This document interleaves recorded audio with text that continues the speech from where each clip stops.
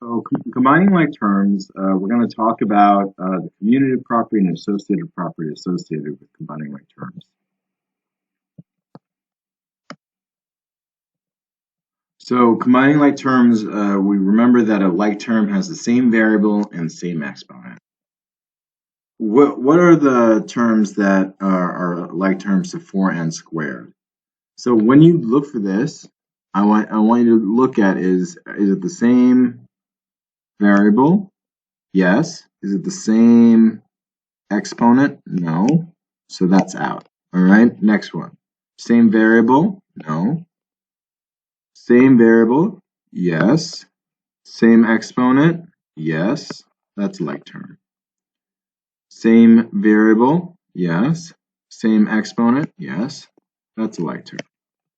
So notice how we don't really care so much about what number is in front. We care more about variable and exponent. I want to talk about the commutative property. It just tells us that the order that we add doesn't matter, that we'll get the same answer no matter what order we add. That's not true for subtraction, right? If we subtract 4 minus 3, we get a positive 1, 3 minus 4, negative 1. So subtraction, it doesn't work for. For addition, it does. Same thing with multiplication, which is just repeated addition. If we multiply 2 times 6, right, that'll still be 6 times 2, right? And we'll get the same answer.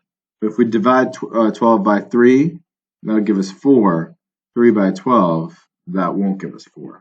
All right, so it's this idea that order, that the order of how things are placed doesn't matter with addition and multiplication. And why that's important is when we're looking for like terms, we look for the variables, right? The variables and the exponents, and we don't care about the order. So for example, same variables, not the same exponent, this is out.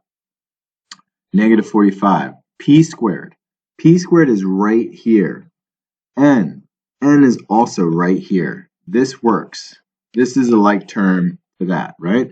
So even though 5np squared looks a little different than negative 45 p squared n, the commutative property, which tells us it doesn't matter which of these goes first because this is multiplication and order doesn't matter, tells us that these are like terms.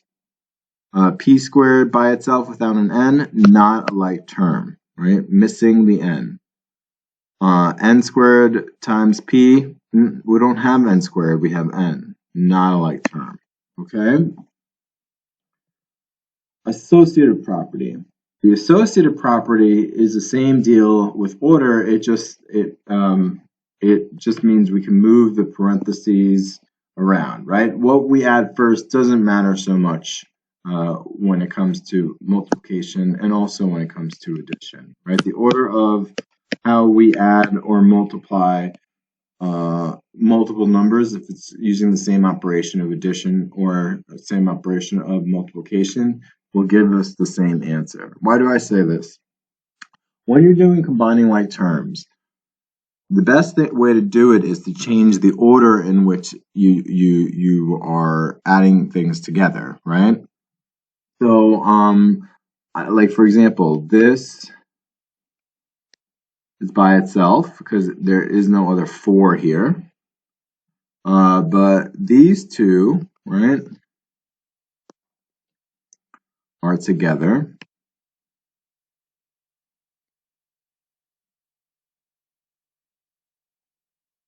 This is by itself because there's no other squared here. And 3x is by itself. And essentially what I'm doing, folks, is I'm putting like a parentheses around this and I'm just adding things separately, all right, and then putting it together. So when I combine my like term, negative 8 plus 4 is negative 4. Negative 5x squared plus 3x. So when I combine my like term, I'm giving my final answer, and we always want to go in descending exponent order. All right, let's try another one.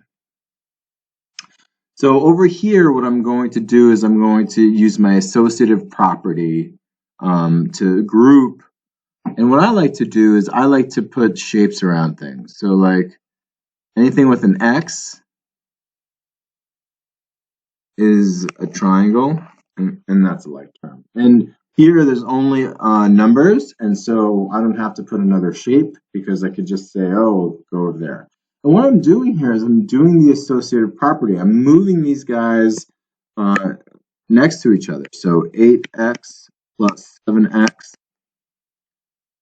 plus negative 5x. 8 plus 7 is 15, minus 5 is 10x. Now I'm moving these guys around here. 6 plus negative 10 plus 8. 6 plus negative 10 plus 8. 6 plus 8 is 14, minus 10 is 4. And remember, we're going to put it in with the highest exponent first. And the exponent here is 1. And by the way, anything x to the 0, right, is equal to, anything raised to the 0 is equal to 1. That was in 8th grade. We learned about that. So it's in descending order because this has a 0 and that has a 1. So what's going to happen today is you're going to answer a few questions, but you're going to type how you're using the associative property. And how we use the associative property is that when we're combining like terms, we match the things that are alike, right? And by moving things around, so we're just adding the things that are alike, we're using the associative property. So you see this step right here, this is the associative property. All right, so so in the homework today, it's going to ask you, okay, here's a combine like terms, and it gives you a bunch of terms to combine, right? And then the first question is, using the associative property, how would you set up your other addition sentences? And you would just put, for x, I'm going to do this. For x squared, I'm going to do that. Just putting these sentences, these things, just breaking it apart. All right. If you have any questions, please reach out. I hope everything is going well. Bye-bye.